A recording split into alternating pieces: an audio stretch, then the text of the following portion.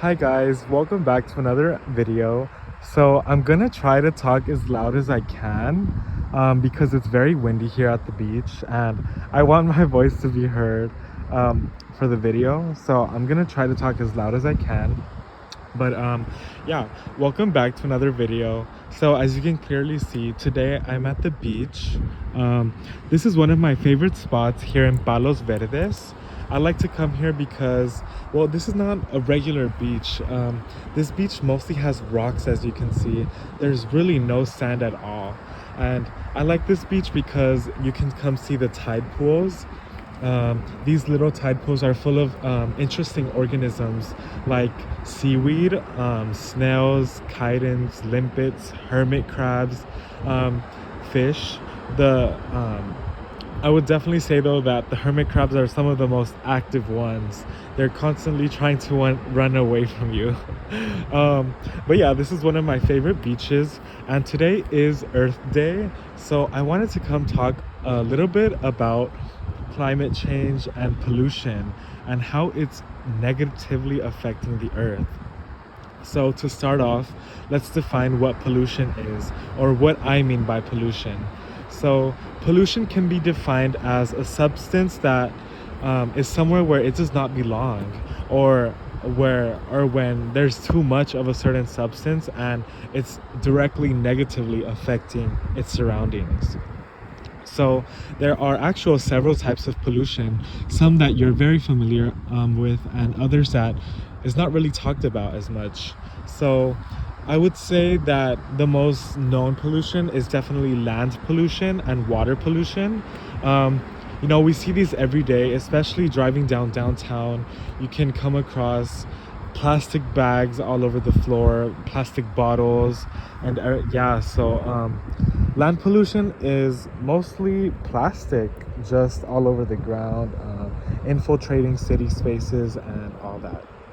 So water pollution, when it comes to water pollution, there's a lot of different um, I'm not sure. I'm trying to look for a certain word, but yeah, there's a lot of different types of water pollution. So automatically, when I think of water pollution, I think of oil spills in the ocean, and plastic found in the ocean. So I'm sure you've all heard of the controversy with plastic straws and sea turtles, or plastic bags and sea turtles. But pollution affects more than just sea turtles. It affects marine wildlife as a whole when it comes to water pollution, of course. But yeah, I think of oil spills, plastic in the water, and toxic runoff from land, and leakages. So when it comes to toxic runoff, what do I mean by that?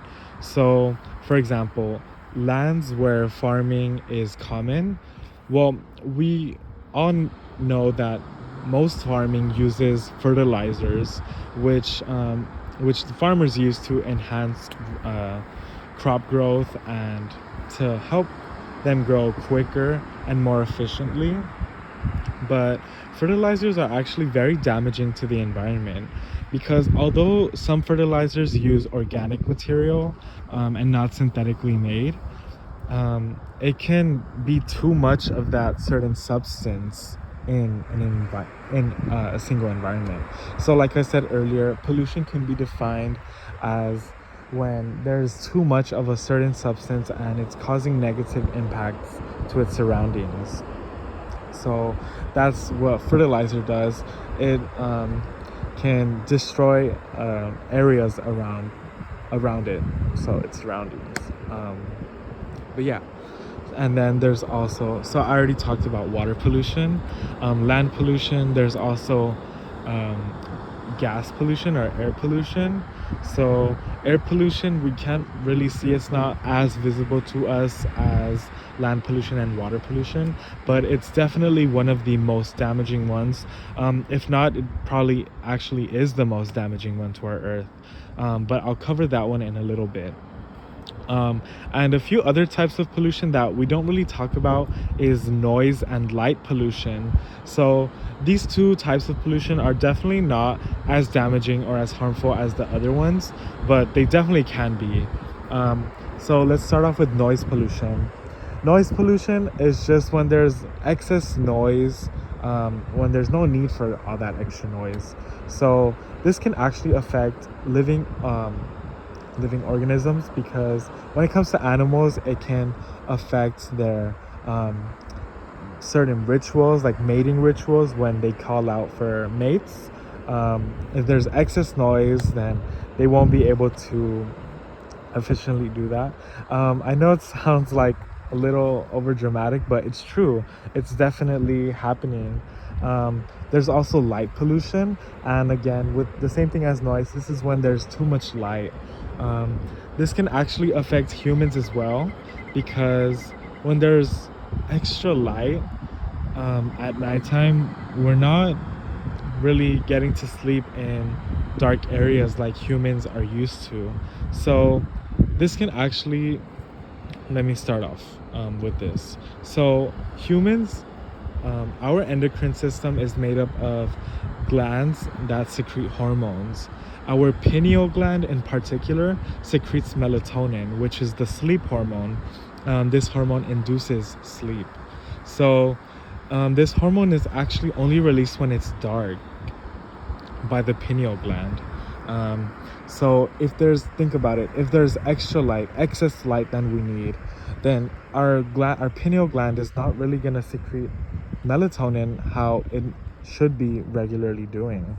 So this can definitely affect us. Although it may sound a little bit dramatic, it definitely can, especially to more certain individuals. Just like noise pollution, it can cause stressful environments, and yeah, it's just not good for us as a whole. So yeah, we just covered land pollution, water pollution, noise pollution, and light pollution. Now let's talk about air pollution. So like I said earlier, air pollution is definitely not really as visible to us as land and water pollution is, but it's definitely the most damaging. So before I talk about air pollution, I'm gonna talk about a few more concepts that is relevant to this topic. So as you guys may know, or as you should know, our Earth has an atmosphere. This atmosphere is actually made up of around 4 or 5 different layers. The Our layer, the one we live in, is called the troposphere. So the troposphere, its height can depend on where you live, since it does vary. So it has a greater height towards the equator and a lower height towards the poles. This can explain why the poles are colder than other areas. So the reason for this is because since there's less atmosphere towards the poles, and it becomes a lot colder, since you can say it's closer to space than the rest of us, and space is extremely cold, so that's why these poles are colder. But yeah, anyways, so yes, we live in the troposphere, and this troposphere is mainly composed of gases. So we have nitrogen gases, we have methane, carbon dioxide, among other ones. Oh, and water vapor as well. So nitrogen gas mainly makes up our troposphere. But the other gases I mentioned are actually greenhouse gases. So the greenhouse gases are mostly carbon dioxide and methane. So why are these called greenhouse gases? The reason these are called greenhouse gases and nitrogen is not one is because of their ability to retain heat in the atmosphere.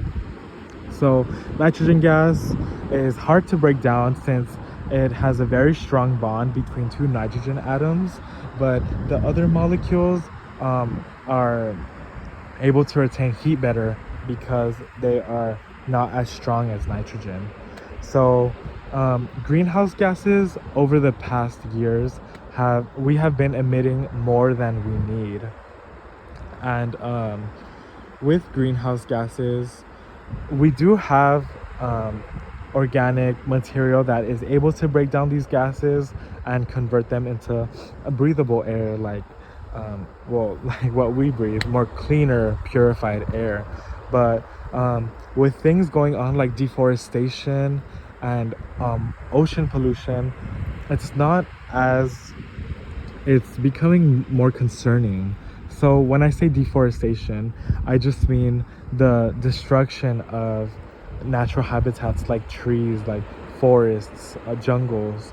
So as you may know, trees are able to take in carbon dioxide and convert that into oxygen, the air that we breathe. So they are purifiers of air. And one purifier of air that's not talked about really at all is the plankton found in the ocean. So I'm not going to go too in depth about plankton right now because I'll save that for a separate video.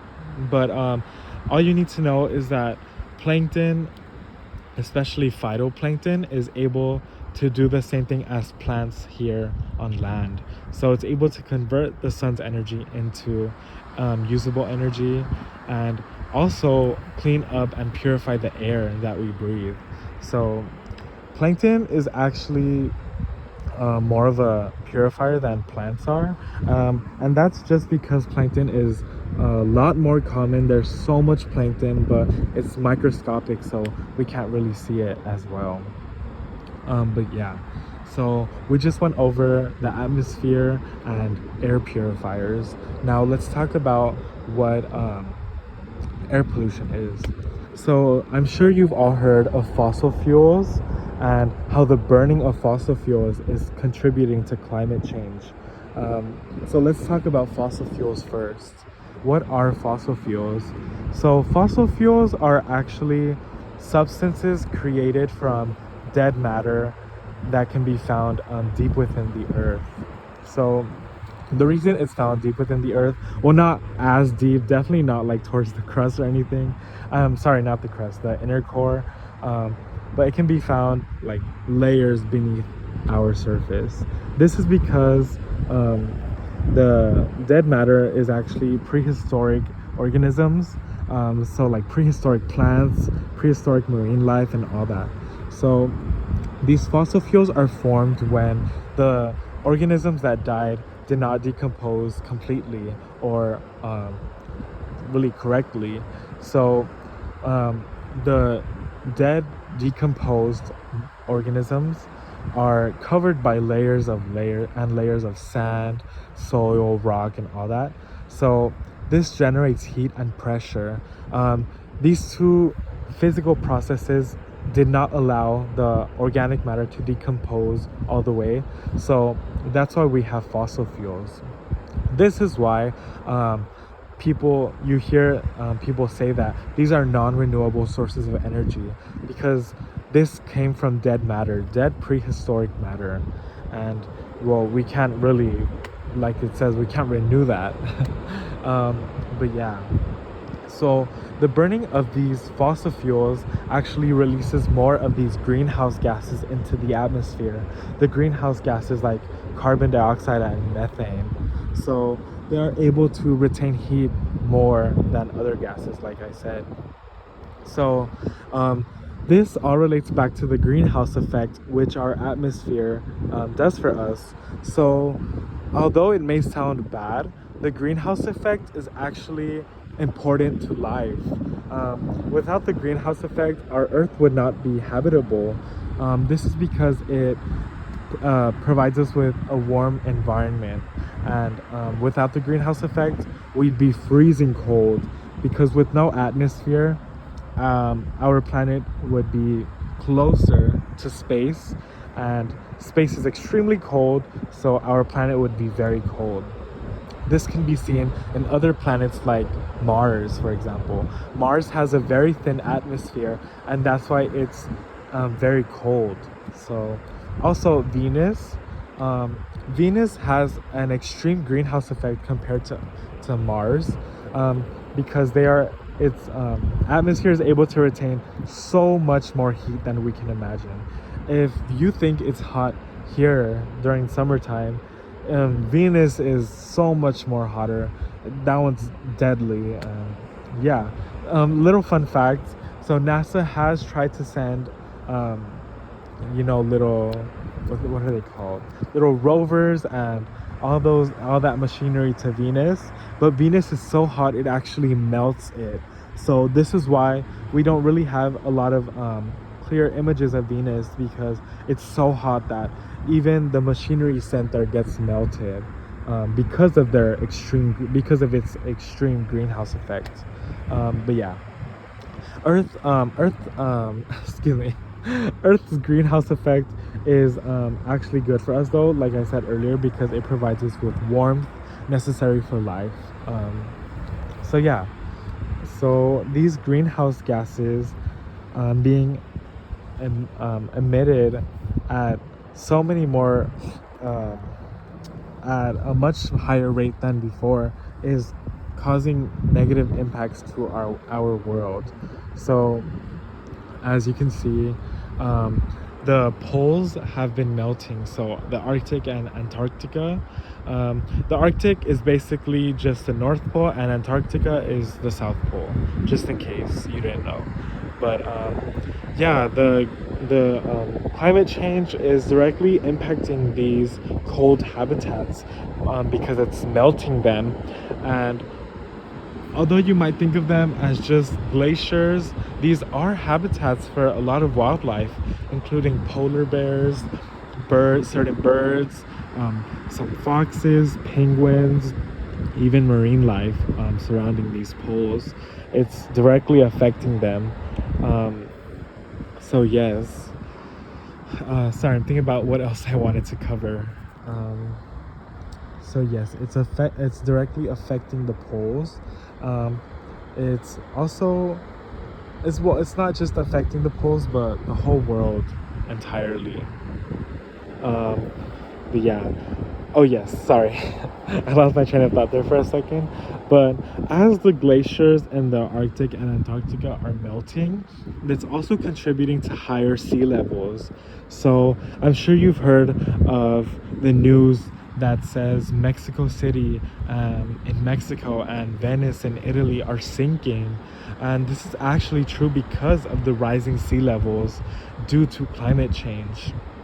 These glaciers hold so much water, and if they all melt, then our sea levels will rise, which will take up a lot of our land and leave us with less. So climate change is affecting biodiversity as a whole. So it's killing off our diverse life here on Earth, which is just horrible to think of, because to think of an Earth without any of this beautiful, these beautiful things, it's just so sad, and we don't want any of that to happen, obviously. But although it may sound like there's no hope for Earth, there actually is. So as we may know,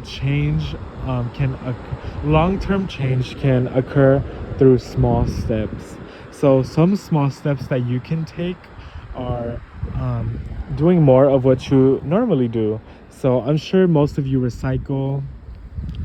Recycling does help with fighting most of these climate problems. Although it may not make a huge difference, any small difference is good. You can also continue to save energy. So if you're not using electricity, it's best to turn it off until you need to, if you can. And yeah, I would encourage you to research sorry, I keep losing the words that I want to say. But yeah, I would encourage you to do your research, and if you really do care about the planet, and follow those rules. But yeah, I hope you guys enjoyed my video talking about pollution and climate change. This was a bit of a hard video for me to film, especially since it's such a huge topic. I definitely did not go in depth, because it's such a complex topic, and such a huge problem that we're facing nowadays. But yeah, I would encourage you to do your own research as well and see if there's any way that you can help. But yeah, happy Earth Day, you guys. I hope you enjoyed this video and I hope you learned something. So thank you. Have a nice day.